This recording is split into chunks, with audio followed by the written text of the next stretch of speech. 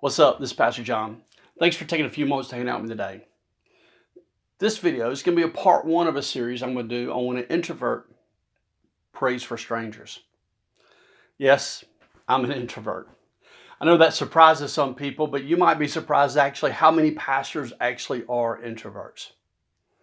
But let me be clear though, being an introvert there's nothing wrong with it. It's not something to be fixed even. It's just that we're different than extroverts. And God, anyway, tends to use us in ways that are outside our comfort zone, if you will, so that He can get all the credit. One of the things I try to teach my church is that we are always trying to be the right person at the right place at the right time to be a blessing. And so I try to cultivate that in my own life. And all these stories I'm going to tell you are, to me, they're just by chance. I know God doesn't do random. He doesn't do things by chance. I was just going about my day, and God had other plans, and I would wind up making a contact, building a relationship with someone, and having a chance to pray for them. In fact, there's been times I've tried to go out, like today I'm going to go out by myself, and I'm going to meet someone, I'm going to talk to a stranger, I'm going to pray for them, and it never works. God's planning, God's orchestration works much better than I do. So let's dive into this first story. Some of y'all may know that I enjoy photography, and I'm a bivocational pastor, which means I work for a tech company. And before the pandemic, I would drive downtown Atlanta Monday through Friday. I would often take my camera with me, and during lunch, I would go out and take photographs around the city.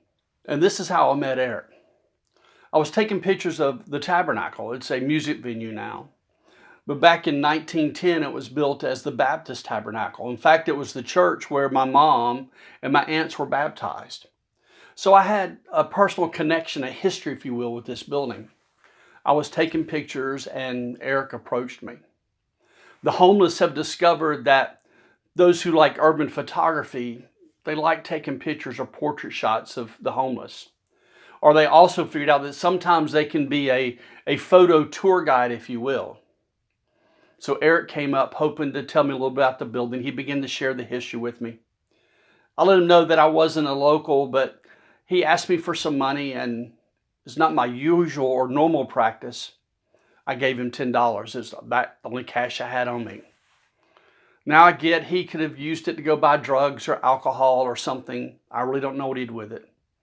But sometimes we have to operate out of grace because Jesus gives us grace, knowing that we will sometimes abuse it. But I began to talk to Eric. I wanted to get to know him. I wanted to know his story. He told me the story of how he recently moved to Georgia after tragically his wife and daughter were killed in a car wreck in South Carolina. Things had not gone well with him since he got to Atlanta, and he found himself on the streets. And he was trying to get into a program with one of the local churches, and that's why he needed the money. So we talked about 15, 20 minutes. Wasn't too long. And then I asked him if I could pray for him. He agreed, and so right there on the steps of the tabernacle, once again, those steps took the role of a church, what it was originally designed for. And I began to pray for him that he would receive God's grace and peace. I pray grace and peace over people a lot. In fact, at the end of this video, I'll pray it over you. Because I believe that if we walk under God's grace and under His peace, then pretty much the rest of our lives have to line up within that. And that was truly my heartfelt desire for Eric. No, I'm sure my measly $10 and my prayer maybe not miraculously changed Eric's life. I hope it helped him a little bit though.